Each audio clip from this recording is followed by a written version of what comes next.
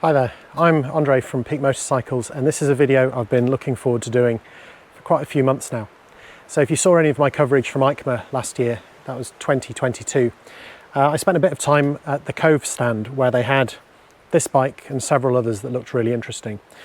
This is the Kove 450 Rally, and it's probably the bike I've been looking forward to the most from this year.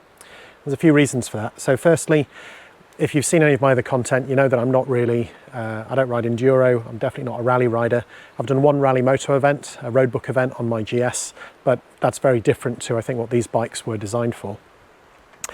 What I have been looking for is a lightweight adventure bike. Now there's lots of middleweight adventure bikes, I think they call them these days, the likes of the Tenere, KTM 890, Triumph Tiger 900, so they're all great bikes, but they're all the wrong side of 200 kilos. Some of them a long way the wrong side of 200 kilos.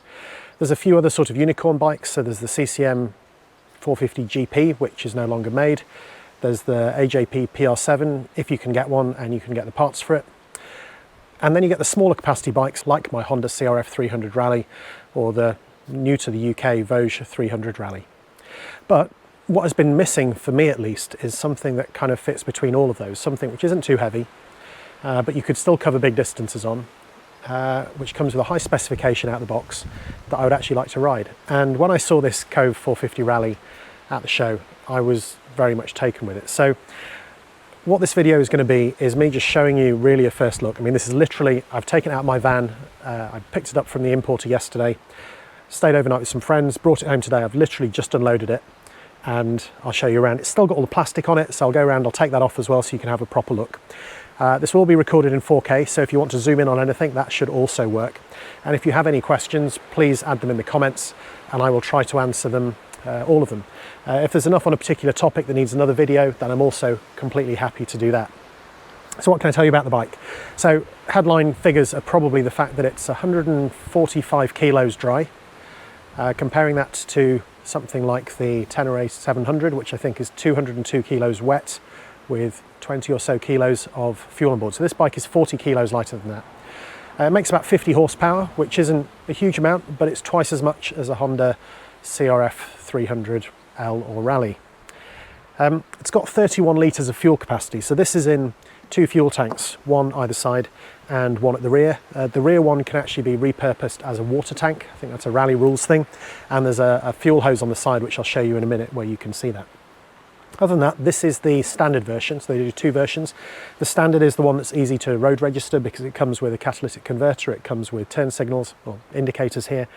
It comes with tubes in the tyres, not mousses, and it just comes with a normal dash. Now they also do a factory version. If you get the factory version, it is about £5,000 more expensive. So this is £8,500 in the UK.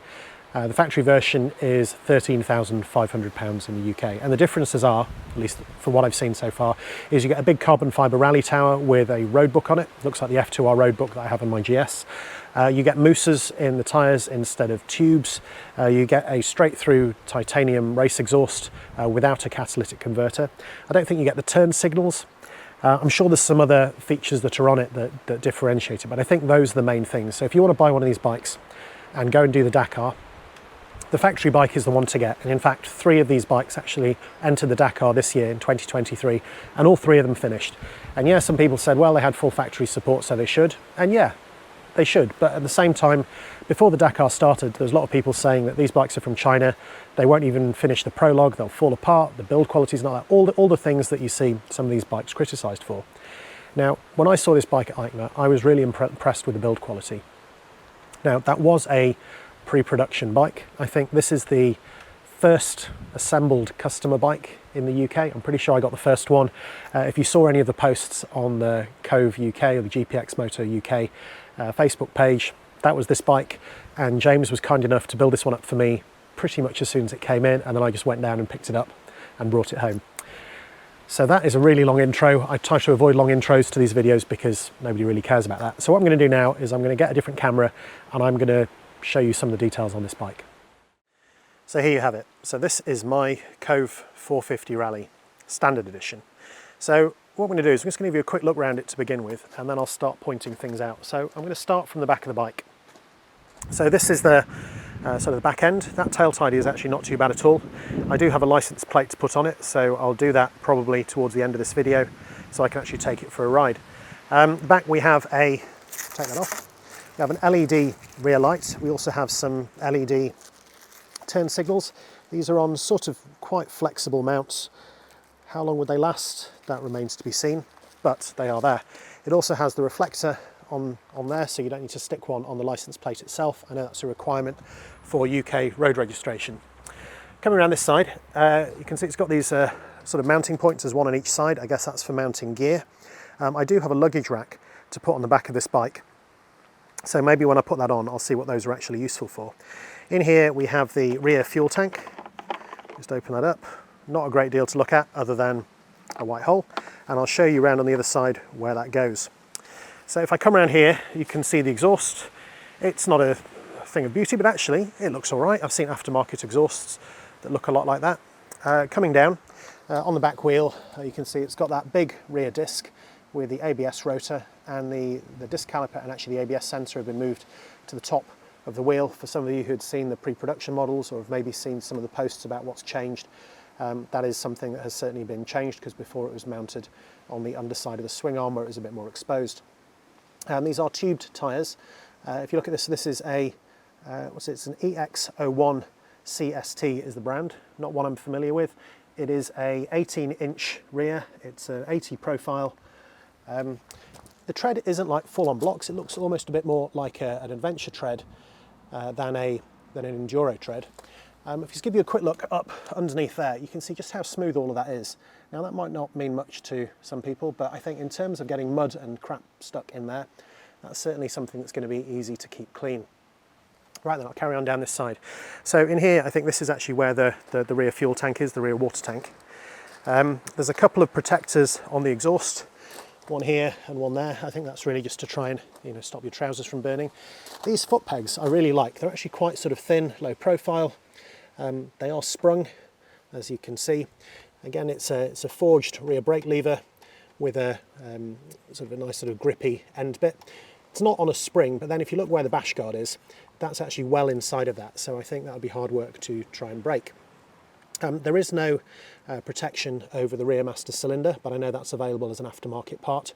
Up here, this is the fuel line from the fuel tank to the back, and that's what would connect it up to the front. So currently that is disconnected. The UK distributor were kind of not to connect it up. They said if you want to try it as a water tank, best not to put the fuel in there. So in here you can just about see the rings for the preload on the rear shock. It's not terribly easy to get to, but I'm sure that would be manageable. Coming down this side again, if you can just see in here inside the bash guard, there's a little sort of hand thing you can put, and you undo that a turn, and there's actually a toolkit inside there. Now this bash guard is carbon fibre.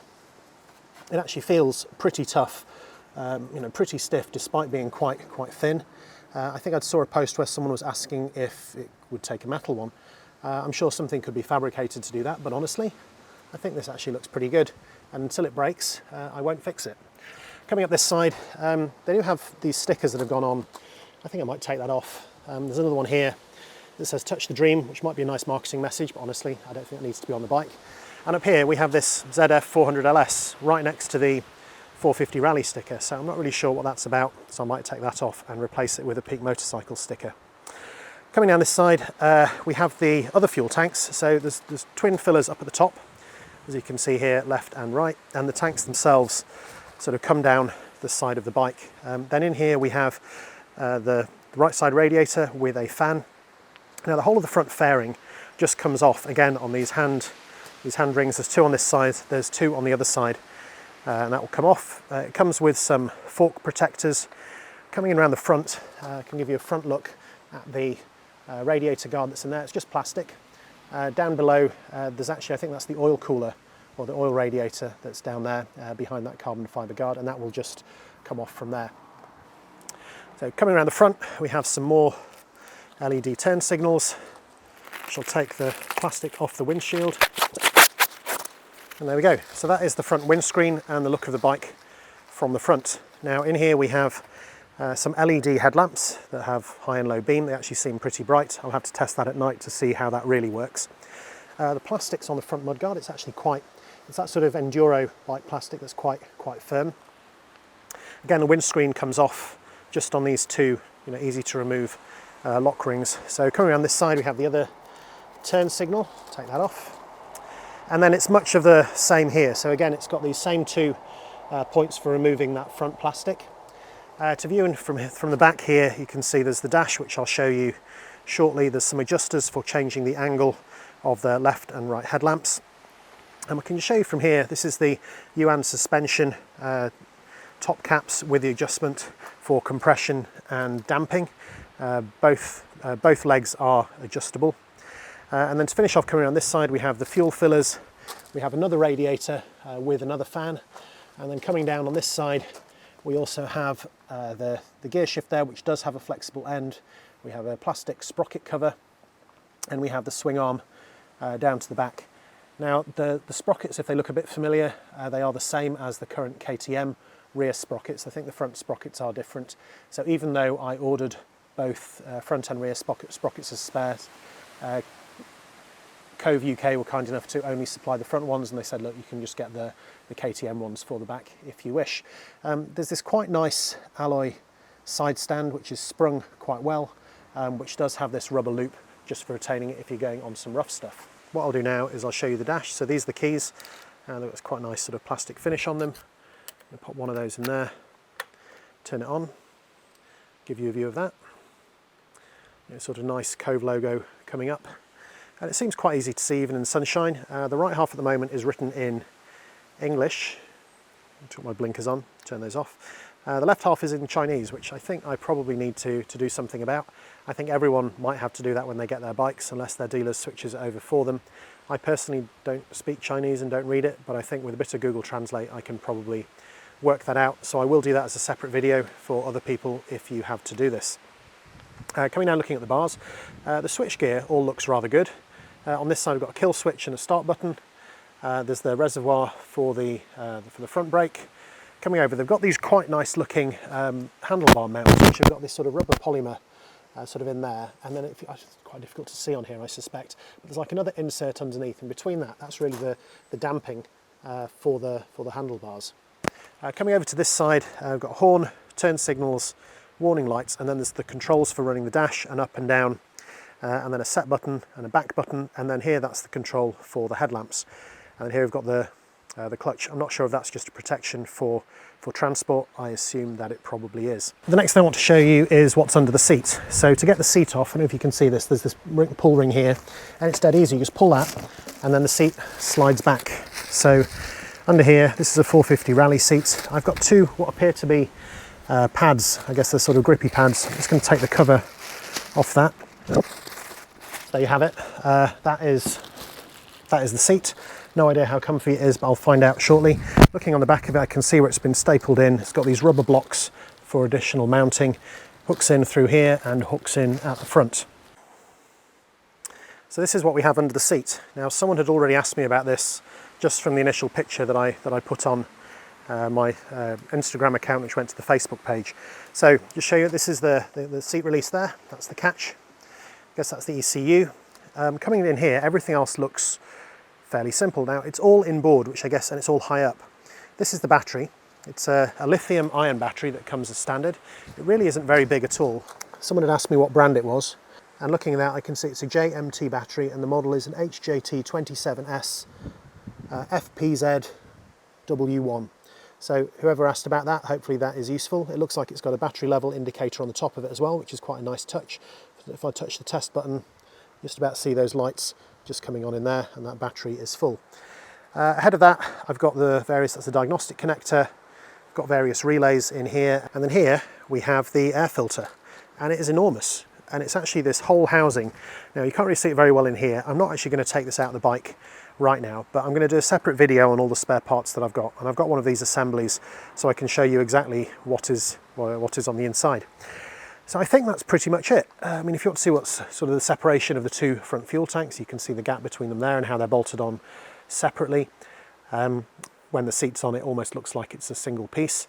A few other things on the bars to point out. So in here, we have the holes for the steering damper. So I guess that would mount on there. and onto there. You do get the steering damper on the factory bike, which is a Scott steering damper. I think I'll probably see how I go with this. Maybe I'll see if I can find one. I did see that there were some what looked like Scott copies available for a significantly lower price, so if I can track down one of those, maybe I'll give that a go, or maybe I'll just see if I can source a Scott damper here in the UK. So there's a couple of things about the bike which I didn't mention. You might have noticed there's no mirrors on this bike and there's no handguards. So the mirrors I have, they're in a box. I need to go and find them and fit them. They were just left off for transport. For the handguards, I have those as well. I have the Kove handguards. However, they were missing a bolt, I think. So the bolts are going to follow next week. So for now, they've left them off. And as and when those arrive, I will put them on just in case anyone else has the same thing. So I hope that's been interesting and useful. If it has, please check out my other content. There'll be more stuff on the Kove 450 Rally coming in the days and weeks ahead, and I'm really looking forward to getting the most out of this bike. Thank you for watching.